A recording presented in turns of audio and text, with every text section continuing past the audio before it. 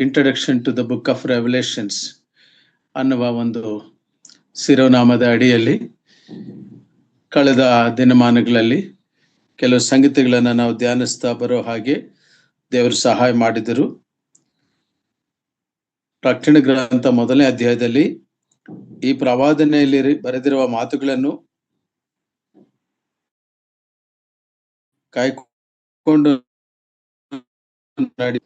ಅವು ಎಂಬುದನ್ನು ಧ್ಯಾನಿಸ್ತಾ 7 ಧನ್ಯತೆಗಳನ್ನು ಕುರಿತು ನಾವು ಧ್ಯಾನಿಸ್ತಾ ಬಂದೆವು.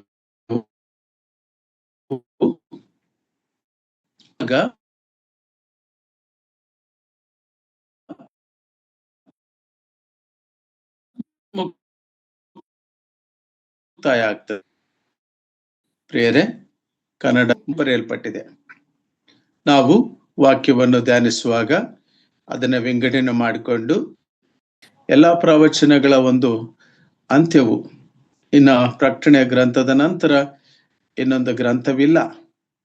ಆದರೆ ಈ ವಾಕ್ಯದ ಈ ಪ್ರಕಟಣೆ ಗ್ರಂಥದ ಒಂದು ಮೂಲ ವಾಕ್ಯವಾಗಿ ಪ್ರಕಟಣೆ ಗ್ರಂಥ 1ನೇ ಅಧ್ಯಾಯ 19ನೇ ವಚನದಲ್ಲಿ ನಾವು ಗಮನಿಸ್ತಾ ಬಂದೆವು. ಕರ್ತನಾದ ಯೇಸು ಕ್ರಿಸ್ತನು ಭಕ್ತನಾದ ಯೋಹಾನಿಗೆ, ನೀನು ಕಂಡವುಗಳನ್ನು, ಈಗ ನಡೆಯುತ್ತಿರುವಂಥವುಗಳನ್ನು, ಮುಂದೆ ಆಗಬೇಕಾಗಿರುವಂಥವುಗಳನ್ನು ಬರೆ. ಸೊ ಈಗ ನಾವು ಈ ಪೀಠಿಕೆಯಲ್ಲಿ ಮೊದಲನೇ ಹಂತದಲ್ಲಿ ನಾವಿದ್ದೇವೆ. ಪ್ರಿಯರೇ, ಅಪೊಸ್ತಲನಾದ ಯೋಹಾನನು ಈ 4 ಮತ್ತು 5 ವಚನಗಳಲ್ಲಿ ಒಂದು ಅದ್ಭುತವಾದಂತ, ಒಂದು ವಿಶೇಷವಾದಂತ ಒಂದು ಕಾರ್ಯವನ್ನು ಮಾಡ್ತಿದ್ದಾನೆ. ಹೇಗಂದ್ರೆ, ಕರ್ತನಾದ ಯೇಸು ಕ್ರಿಸ್ತನನ್ನು ಮುಂದಿಟ್ಟು ಕರ್ತನಾದ ಯೇಸು ಕ್ರಿಸ್ತನ ಗುಣಾತಿಶಯಗಳನ್ನು, the attributes of Lord Jesus Christ, ನಾವು ಇಂಗ್ಲಿಷ್ನಲ್ಲಿ ಹೇಳುವಾಗ ಕ್ಯಾರೆಕ್ಟರಿಸ್ಟಿಕ್ಸ್ ಆಫ್ ಗಾಡ್ ಅಂತ ಹೇಳಬಾರ್ದು. ಅದು ಮನುಷ್ಯರಿಗೆ ಹೇಳುವಾಗ ಕ್ಯಾರೆಕ್ಟರಿಸ್ಟಿಕ್ಸ್ ಅಂತ ಹೇಳ್ಬೋದು. ಆದರೆ ಸರ್ವೋನ್ನತನಾದ ದೇವರ ವಿಷಯದಲ್ಲಿ ಹೇಳುವಾಗ ಆಟ್ರಿಬ್ಯೂಟ್ಸ್ ಅಂದ್ರೆ ಆತನ ಗುಣಾತಿಶಯಗಳು, ಆತನು ಎಂಥವನಾಗಿದ್ದಾನೆ ಎಂಬುದನ್ನ ಮೊದಲು ಈ 4-5 ವಚನಗಳಲ್ಲಿ ಬಹಳ ಸ್ಪಷ್ಟವಾಗಿ ತಿಳಿಸ್ತಾನೆ.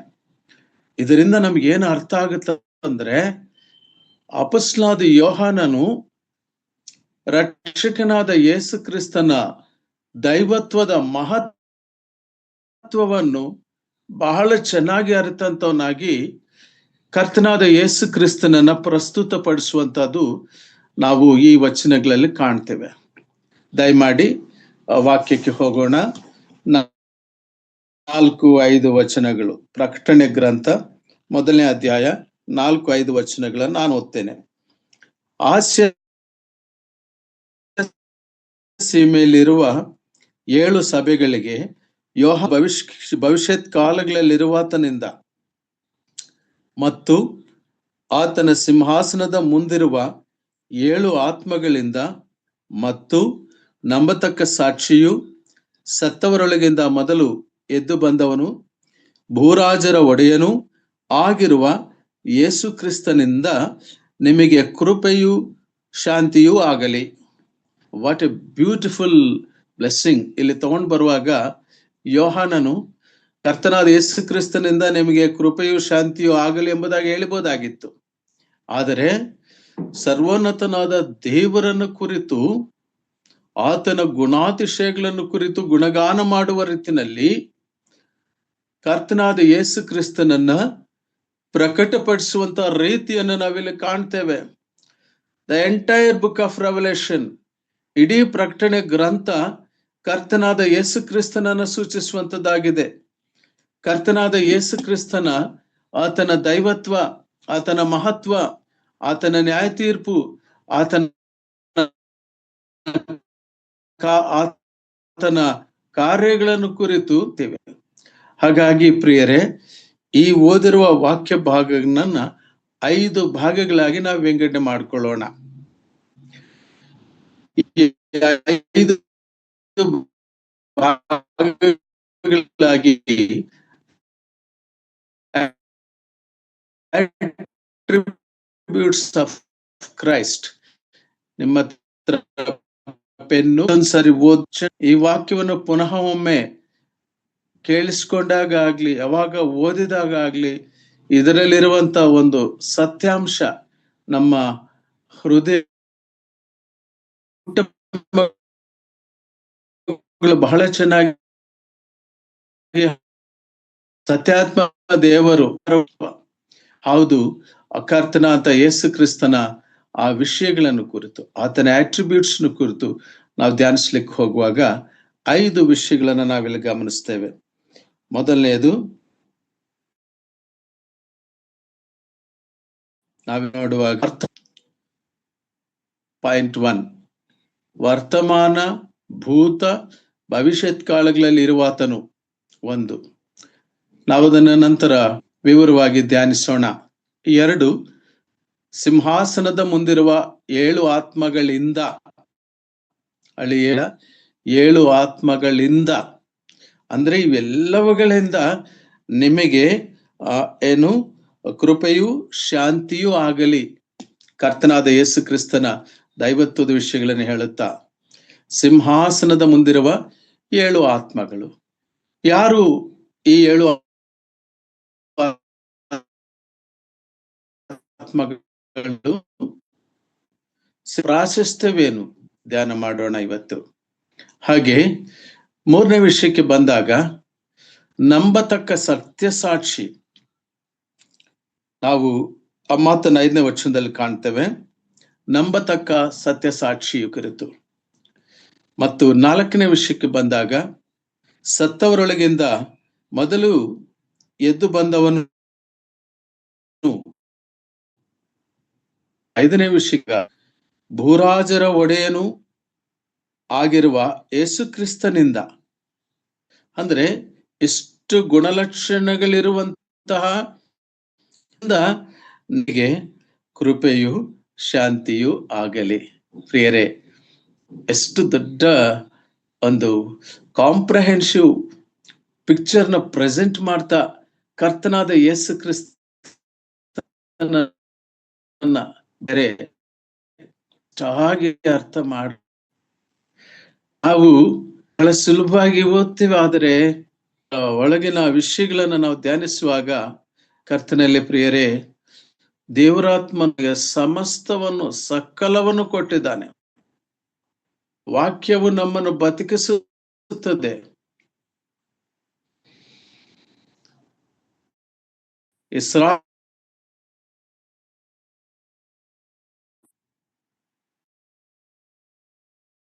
ಮಾತ್ರಕ್ಕೆ ಬದುಕೋನಲ್ಲ,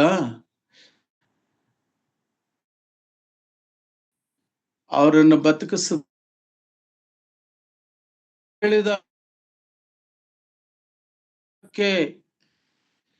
ಲಕ್ಷೋಪಲಕ್ಷ ಗ್ಯಾಲನ್ಗಳ ನೀರು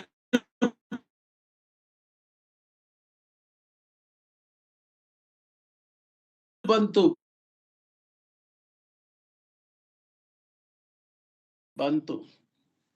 ದೇವರ ಬಾಯಿಂದ ಒಂದು ಮಾತು ನಮಗೆ ಬಂದಾಗ, ಆ ಒಂದು ವಾಕ್ಯ ನಮಗೆ ಬಂದಾಗ ಅದು ನಮ್ಮನ್ನು ಬದುಕಿಸುತ್ತದೆ. ಪ್ರಿಯರೇ, ವಾಕ್ಯವೇ ಬದುಕು.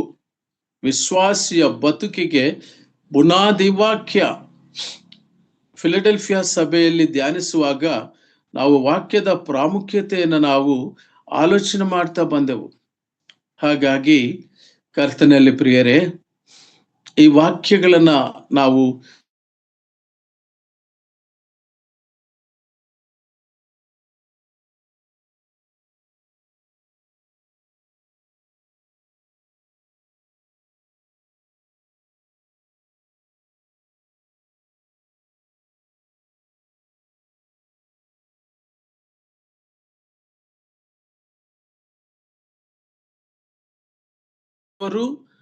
ನಮ್ಮ ಈ ಗ್ರೂಪ್ ನಲ್ಲಿ ಇದ್ದೀರಾ, ದೇವರಿಗೆ ಸ್ತೋತ್ರ. ಆದರೆ ಕರ್ತನು ನನಗೆ ಒಂದು ಸೌಭಾಗ್ಯವನ್ನು, ಈ ಒಂದು ಅವಕಾಶವನ್ನು ಕೊಟ್ಟಿದ್ದಕ್ಕಾಗಿ ಯೋಗ್ಯನು ನಾನಲ್ಲ, ಅರ್ಹನೂ ಅಲ್ಲ. ಆದರೆ ಕರ್ತನು ಕೊಟ್ಟ ಈ ವಚನ ನಾವು ಯಾಕೆ ಉಲ್ಲೇಖ ಮಾಡಂದ್ರೆ, ಕಾಲದಲ್ಲಿ ಏನು ಹೇಳಿದಾನೋ ಪ್ರಕಟಣೆ ಗ್ರಂಥದಲ್ಲಿಯೂ ಕೂಡ ಅದರ ಪ್ರಸ್ತಾಪವನ್ನೇ ನಾವು ಕಾಣ್ತೇವೆ. ವಿಮೋಚನೆ ಕಾಂಡದಲ್ಲಿ ದೇವರು ಆ ಇಸ್ರಾಯೇಲ್ ಜನರ ಆ ಕೂಗನ್ನು, ಅವರ ಮೊರೆಯನ್ನು, ಅವರ ಕಷ್ಟವನ್ನು ಕೇಳಿಸಿಕೊಂಡು ಇಳಿದು ಬಂದಾಗ ಮೋಶೆ ಆ ಜನರ ಬಳಿಗೆ ಹೋಗುವಾಗ ದೇವರ ದೈವತ್ವವನ್ನು ಅವರು ಕೇಳಿದರೆ, ಅವರು ಪ್ರಶ್ನಿಸಿದರೆ ಎಂತ ದೇವರು ಎಂಬುದಾಗಿ ಹೇಳಬೇಕಂದಾಗ ಆತನು ಇರುವಾತನು, ನಿತ್ಯತ್ವಕ್ಕೂ ಇರುವಾತನು, ಎಂದೆಂದಿಗೂ ಇರುವಾತನು, ಆ ಇರುವಾತನಾಗಿರುವಂತ ದೇವರು, ನಡೆದು ಹೋಗಿರುವಂತ ದೇವರಲ್ಲ, ಚರಿತ್ರೆಯಲ್ಲಿ ಇದ್ದು ಹೋದಂತ ದೇವರಲ್ಲ, ಮುಗಿದು ಹೋದಂತ ದೇವರಲ್ಲ, ಅಥವಾ ಮುಂದೆ ಬರುವಂತ ದೇವರು ಅಲ್ಲ. ಆದರೆ ಆತನು ತಾನೇ ಸರ್ವ ಸೃಷ್ಟಿಗೆ ಒಡೆಯನು, ಆತನು ತಾನೇ ಸದಾ ಇರುವಾತನು. ಆ ಮಹಾದೇವರ ಅವರ ಒಂದು ನಿತ್ಯತ್ವವನ್ನ ತಿಳಿಸುವಂತ ಮಾತುಗಳನ್ನು ನಾವು ಇಲ್ಲಿ ಕಾಣ್ತೇವೆ ಪ್ರಿಯರೇ. ಮತ್ತೊಮ್ಮೆ ನಾವು ಸತ್ಯವೇದದಲ್ಲಿ ಪ್ರಕಟಣೆ ಗ್ರಂಥದಲ್ಲಿರುವಂತ ಮಾತುಗಳನ್ನ ಅರ್ಥ ಮಾಡ್ಕೊಳ್ಳೋದಕ್ಕೆ ಸತ್ಯವೇದದ ಉಲ್ಲೇಖಗಳಿಗೆ ಹೋಗ್ಬೇಕು. ಸತ್ಯವೇದದಲ್ಲಿರುವಂತಹ ಸಂಗತಿಗಳ ಮೂಲಕವಾಗಿಯೇ ನಾವು ಅರ್ಥೈಸ್ಕೊಳ್ಬೇಕು, ಧ್ಯಾನಿಸ್ಬೇಕು, ಅರ್ಥ ಮಾಡ್ಕೊಳ್ಬೇಕು. ಪ್ರವಾದಿಯಾದ ಯೆಶಾಯನು ಕೂಡ ಕರ್ತನ ತಂದೆಯಾದಂತ ದೇವರ, ಯೆಹೋವ ದೇವರ ಆತನ ಮಹತ್ವವನ್ನ ಒಂದು ಸಂದರ್ಭದಲ್ಲಿ ತಿಳಿಯಪಡಿಸ್ತಾನೆ. ದಯಮಾಡಿ ನೋಡ್ರಿ, ಯೆಶಾಯನ ಪ್ರವಾದನೆ ಗ್ರಂಥ 44ನೇ ಅಧ್ಯಾಯ 6-8 ವಚನಗಳು. ಯೆಶಾಯನ ಪ್ರವಾದನೆ ಗ್ರಂಥ 44ನೇ ಅಧ್ಯಾಯ 6-8 ವಚನಗಳು. ಇಸ್ರಾಯೇಲರ ಅರಸನು ವಿಮೋಚಕನೂ ಆಗಿರುವ ಸೇನಾಧೀಶ್ವರನಾದ ಯೆಹೋವನು ಹೀಗನ್ನುತ್ತಾನೆ, ನಾನೇ ಆದಿ ಅಂತ್ಯವೂ, ನಾನು ಹೊರತು ಯಾವ ದೇವರು ಇಲ್ಲ. ನಾನು ಪುರಾತನದವರನ್ನು ಸೃಷ್ಟಿಸಿದಂದಿನಿಂದ ನನ್ನ ಹಾಗೆ ಯಾರು ಪ್ರಕಟಿಸಿಕೊಂಡಿದ್ದಾರೆ? ಅಂಥವರಿದ್ದರೆ ನನ್ನೆದುರಿಗೆ ಹೇಳಿ ಸ್ಥಾಪಿಸಲಿ, ಇಲ್ಲವೇ ಮುಂದಿನವುಗಳನ್ನು ಈಗ ತಿಳಿಸಲಿ, ಭವಿಷ್ಯತ್ತುಗಳನ್ನು ಹೇಳಲಿ. ಹೆದರಬೇಡ್ರಿ, ಅಂಜದಿರಿ, ನಾನು ಪೂರ್ವದಿಂದಲೂ ನಿಮಗೆ ಹೇಳಿ ಪ್ರಕಟಿಸಿಕೊಂಡೆನಷ್ಟೇ. ನೀವೇ ನನ್ನ ಸಾಕ್ಷಿಗಳು. ನಾನಲ್ಲದೆ ಇನ್ನೊಬ್ಬ ದೇವರಿದ್ದಾನೋ? ಇನ್ನು ಯಾವ ಶರಣನೂ ಇಲ್ಲ, ಯಾರು ನನಗೆ ಗೊತ್ತಿಲ್ಲ. ಸಾಕು ಸಿಸ್ಟರ್, ಥ್ಯಾಂಕ್ ಯು. ವಿಮೋಚಕನು, ಲಿಬರೇಟರ್, ತಾನು ಏನನ್ನು ದೇವರು ಮಾಡಿದಾನೋ ಆ ವಿಷಯವನ್ನು ಹೇಳುತ್ತಾ ಯೆಶಾಯನು ತಾನು ಪ್ರವಚಿಸುತ್ತಾ ತನ್ನ ಪ್ರವಾದನೆಯಲ್ಲಿ ಆತನು ವಿಮೋಚಿಸುವ ದೇವರು, ಇಸ್ರಾಯೇಲ್ ಜನಾಂಗವನ್ನ ಐಗುಪ್ತದಿಂದ ವಿಮೋಚಿಸಿದಂತ ದೇವರು ಈ ಕಾಲಘಟ್ಟದಲ್ಲಿ ಮಾನವನನ್ನು, ಮನುಷ್ಯರನ್ನು ಪಾಪದಿಂದ ವಿಮೋಚಿಸಲ್ಪಟ್ಟಂತವರನ್ನ ನಡೆಸುವಂತ ದೇವರು. This is the attribute of god, this is the nature of god.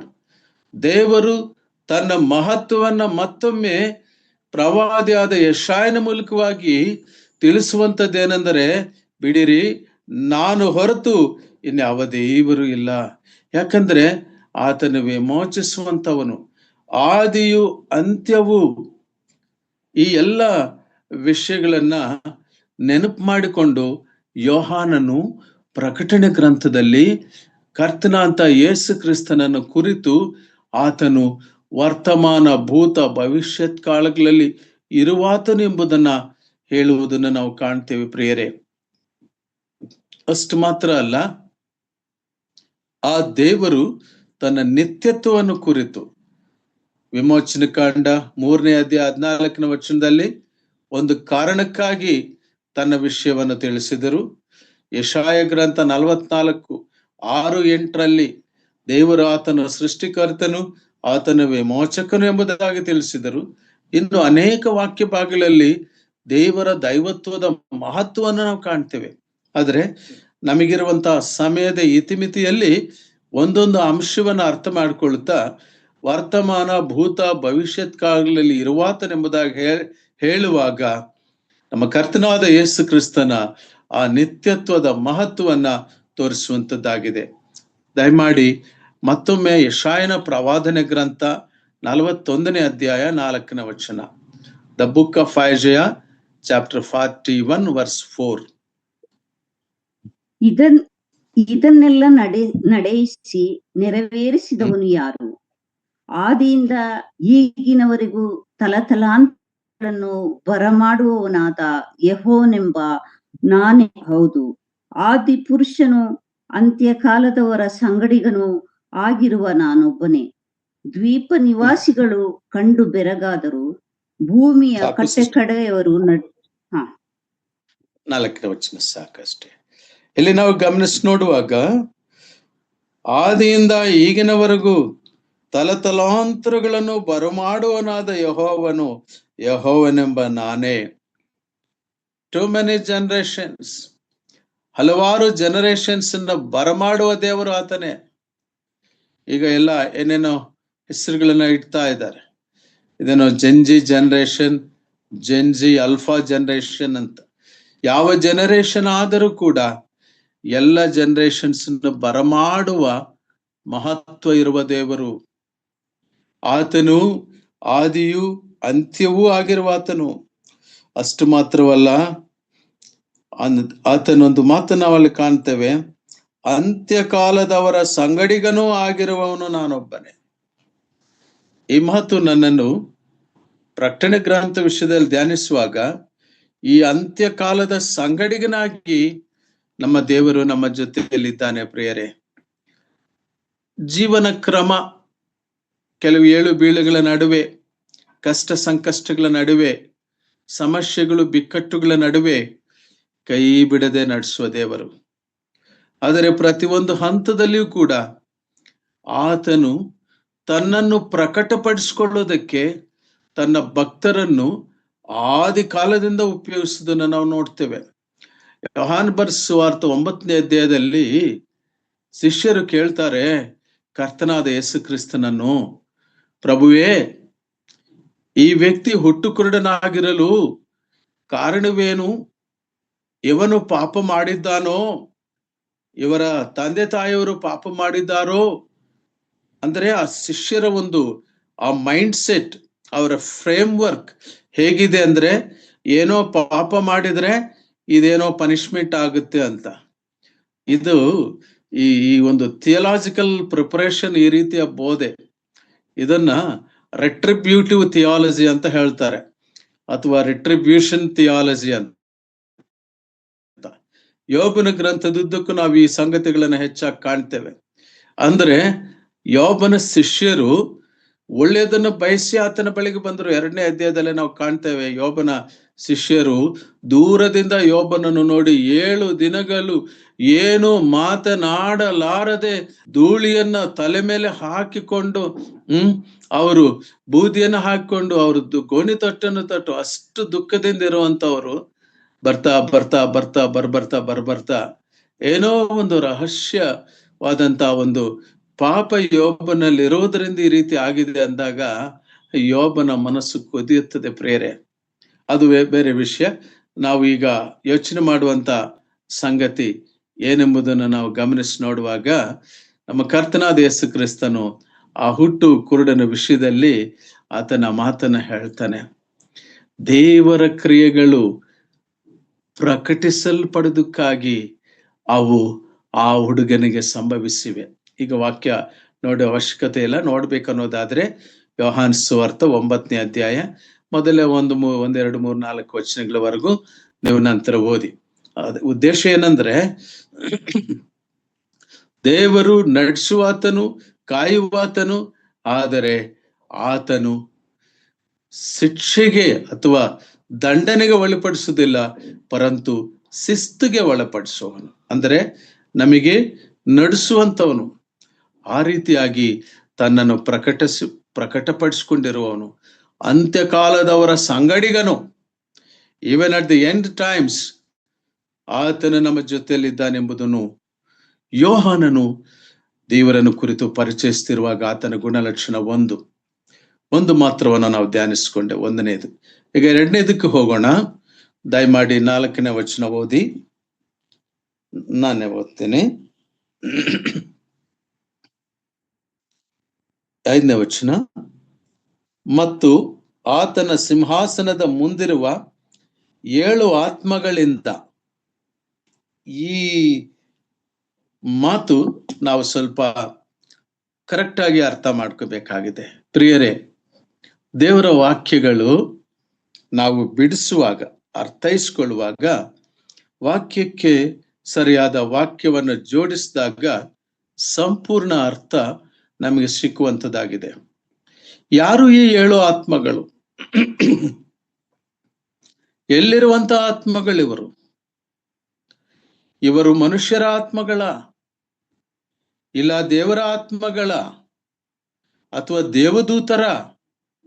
ಯಾರು ಇವರು?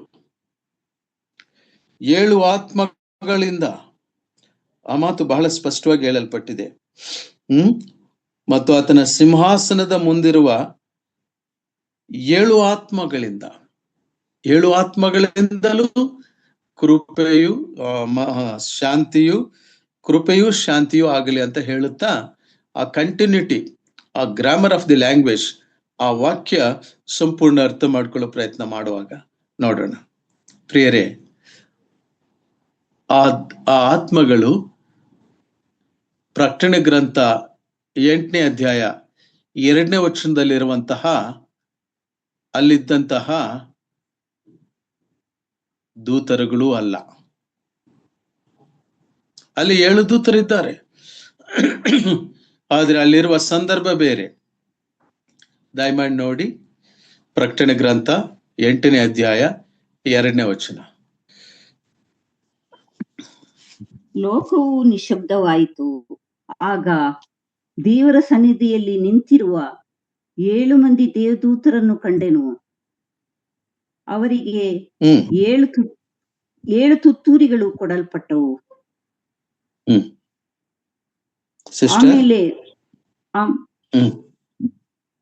ಆಮೇಲೆ ಮತ್ತೊಬ್ಬ ದೇವದೂತ. ಸಾಕು ಸಿಸ್ಟರ್, ಕ್ಷಮಿಸಿ. ಆ ರೆಫರೆನ್ಸ್ ನಾನು 1ನೇ ವಚನದಿಂದ ಓದಿ ಅಂತ ಹೇಳ್ಬೇಕಾಗಿತ್ತು. ಯಾಕಂದ್ರೆ ಲೋಕವು ಅಲ್ಲ, ಪರಲೋಕ ನಿಶಬ್ದ ಆಗಿತ್ತು. 1ನೇ ವಚನದ ಓದಿದಾಗ ಅದು ನಮ್ಗೆ ಅರ್ಥ ಆಗುತ್ತದೆ. ನಾನು ಓದ್ತೇನೆ. 7ನೇಯ ಮುದ್ರೆಯನ್ನು ಒಡೆದಾಗ ಸುಮಾರು ಅರ್ಧ ಗಂಟೆ ಹೊತ್ತಿನವರೆಗೂ ಪರಲೋಕವು ನಿಶಬ್ದವಾಯಿತು. What a great incident! ನನ್ನ ಹೃದಯ ನಡಗಿಸುವಂತ ಒಂದು ಸಂಗತಿ ಇದನ್ನು ನಾವು ಧ್ಯಾನಿಸುವಾಗ. ಪ್ರಿಯರೇ, ಅಲ್ಲಿ ಏಂಜಲ್ಸ್ ಇದ್ದಾರೆ, ಅಲ್ಲಿ ದೇವದೂತರಿದ್ದಾರೆ. ಆ 7 ಜನ ದೇವದೂತರಲ್ಲಿದ್ದಾರೆ. ಅವರ ಕೈಯಲ್ಲಿ ಏನುಂಟು ಎಂಬುದನ್ನು ನೋಡ್ತೇವೆ, ತುತ್ತೂರಿಗಳು ಉಂಟು. ಆದರೆ ಇಲ್ಲಿ ಉಲ್ಲೇಖಿಸಲ್ಪಟ್ಟಿರುವಂತ ಈ ದೇವದೂತರು ತೀರ್ಪಿನ ಕಾಲಕ್ಕೆ ಸಂಬಂಧಪಟ್ಟಂತವರಾಗಿ ಇರುವಂತವರು. ಹಾಗಾಗಿ ಪೀಠಿಕೆಯ 1ನೇ ಅಧ್ಯಾಯದಲ್ಲಿರುವಂತಹ ಆ 7 ಆತ್ಮಗಳು ಇದಕ್ಕೆ ಸಂಬಂಧಪಟ್ಟಂತ ವಿಷಯ ಅಲ್ಲ ಎಂಬುದನ್ನು ಅರ್ಥ ಮಾಡಿಕೊಳ್ಳೋದಕ್ಕೆ ಆ ರೆಫರೆನ್ಸ್ಗೆ ನಾವು ಹೋಗಿದ್ದೆವು. ಅರ್ಧ ಗಂಟೆ ಪರಲೋಕದಲ್ಲಿ ಮೌನವು, ಸೈಲೆನ್ಸ್. ಏನಕ್ಕೆ ಆ ಸೈಲೆನ್ಸ್ ಆಗಿರ್ಬೋದು? ಪ್ರಾಯಶಃ ಅದೊಂದು ಬ್ರೇಕ್ ಇರ್ಬೋದಾ? ಅಥವಾ ಅಲ್ಲಿ ಆ ಅರ್ಧ ಗಂಟೆ ಕಾಲ ನಿಶ್ಶಬ್ದವು, ಅದನ್ನು ಧ್ಯಾನಿಸುವ ಸಂದರ್ಭ ಮತ್ತೊಮ್ಮೆ ಕರ್ತನು ಒದಗಿಸುವಾಗ ನಾವು ಅದನ್ನು ಧ್ಯಾನಿಸ್ತೇವೆ. ಅದರ ಸಂಗತಿ ಅರ್ಥ ಮಾಡ್ಕೊಳ್ಳೋಣ. ಅಲ್ಲಿನ ಸಂಗತಿ ಏನಂದ್ರೆ, 7 ಆತ್ಮಗಳು ಎಂಬುದಾಗಿ ಹೇಳುವಾಗ ಆ 7 ದೇವದೂತರುಗಳು ಅಲ್ಲ. ಆ 7 ದೇವದೂತರುಗಳಿಗೂ ಇಲ್ಲಿ ಹೇಳಲ್ಪಟ್ಟಿರುವಂತಹ 7 ಆತ್ಮಗಳು ಅಂತ ಯಾರಾದರೂ ಹೇಳುವುದಾದರೆ ಅಥವಾ ಹೇಳಿದರೆ ನಾವು ಅದನ್ನು ಸರಿಯಾಗಿ ಅರ್ಥೈಸಿಕೊಳ್ಳಬೇಕು. ಅಲ್ಲಿ ಇರುವಂತ ತೀರ್ಪು ಕಾಲದ ಆ ದೇವದೂತರುಗಳು ಅಲ್ಲ. ಆಗಾಗಲೇ ಸಭೆ ಎತ್ತಲ್ಪಟ್ಟಿದೆ, ಪರಿಶುದ್ಧಾತ್ಮನು ಇಲ್ಲ ಲೋಕದಲ್ಲಿ. ಆ ಸಂದರ್ಭದಲ್ಲಿ ಹೇಳಲ್ಪಟ್ಟಂತ ಸಂಗತಿ ಅಲ್ಲ. ಮತ್ತು ಇನ್ನೇನು? ಮತ್ತಿನ್ನೊಂದು ಸಂಗತಿಯನ್ನು ನೋಡೋಣ. ಇಬ್ರಿಯದವರಿಗೆ ಬರೆದ ಪತ್ರಿಕೆಯಲ್ಲಿ ನಾವೊಂದು ಮಾತನ್ನು ಕಾಣ್ತೇವೆ. ಇಬ್ರಿಯದವ್ರಿಗೆ ಬರೆದ ಪತ್ರಿಕೆ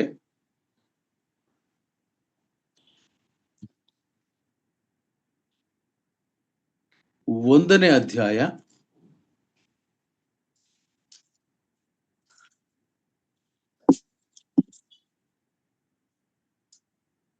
14ನೇ ವಚನ. ಇವರೆಲ್ಲರೂ ರಕ್ಷಣೆಯನ್ನು ಬಾಧ್ಯವಾಗಿ ಹೊಂದಬೇಕಾಗಿರುವವರ ಸೇವೆಗೋಸ್ಕರ ಕಳಿಸಲ್ಪಡುವ ಊಳಿಗದ ಆತ್ಮಗಳಲ್ಲವೋ?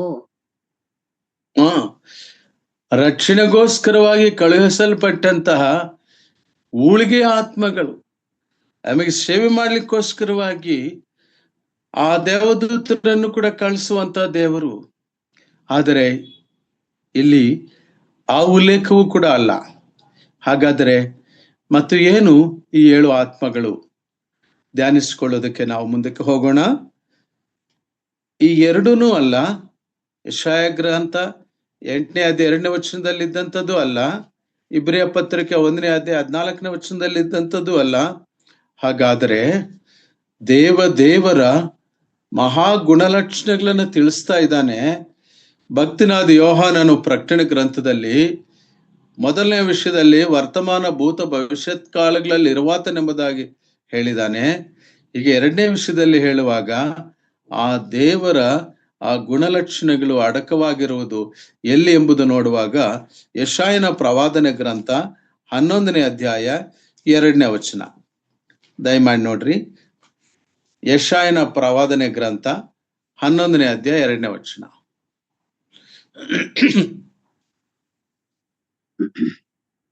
ಆ ಅಂಕುರದ ಮೇಲೆ ಜ್ಞಾನ ವಿವೇಕದಾಯಕ ಆತ್ಮ, ಆಲೋಚನಾ ಪರಾಕ್ರಮಗಳನ್ನು ಹುಟ್ಟಿಸುವ ಆತ್ಮ, ತಿಳುವಳಿಕೆಯನ್ನು ಯೆಹೋವನ ಭಯವನ್ನು ಉಂಟು ಮಾಡುವ ಆತ್ಮ, ಅಂತೂ ಯೆಹೋವನ ಆತ್ಮವೇ ನೆಲೆಗೊಂಡಿರುವುದು.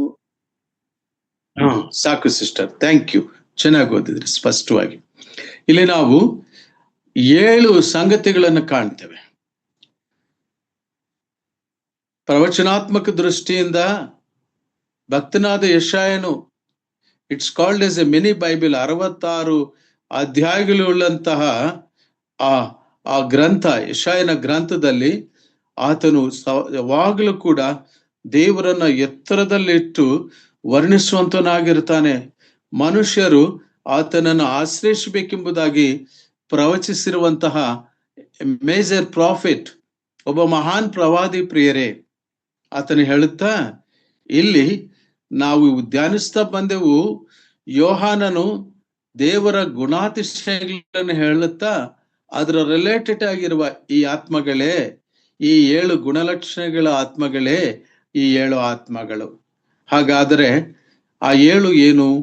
ಮೊದಲನೇದು ಜ್ಞಾನ, 2ನೇದು ವಿವೇಕ, 3ನೇದು ಆಲೋಚನೆ, 4ನೇದು ಪರಾಕ್ರಮ, 5ನೇದು ತಿಳಿವಳಿಕೆ, 6ನೇದು ಯೆಹೋವನ ಭಯ, 7ನೇದು ಯೆಹೋವನ ಆತ್ಮವೇ.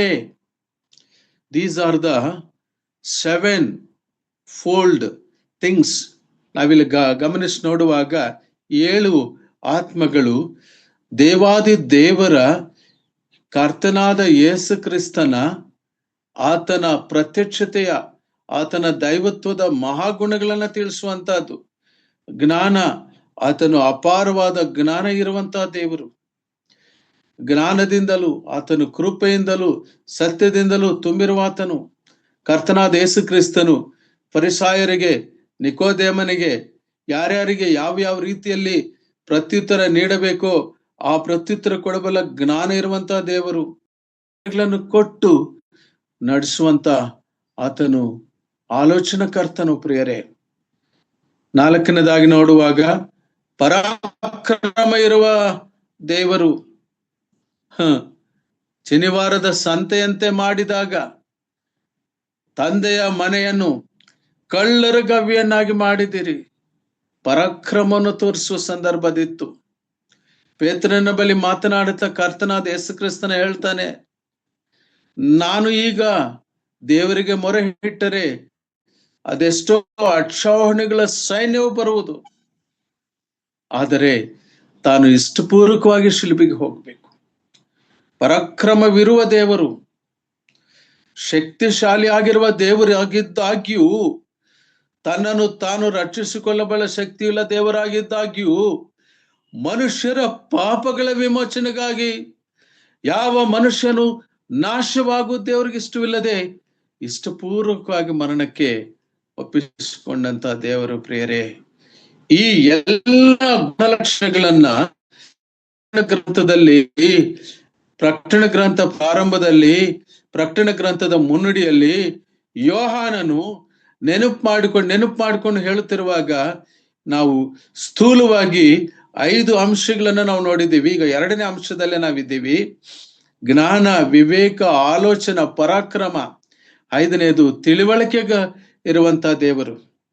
ಆತನಿಗೆ ಎಷ್ಟೋ ತಿಳುವಳಿಕೆ ಉಂಟು.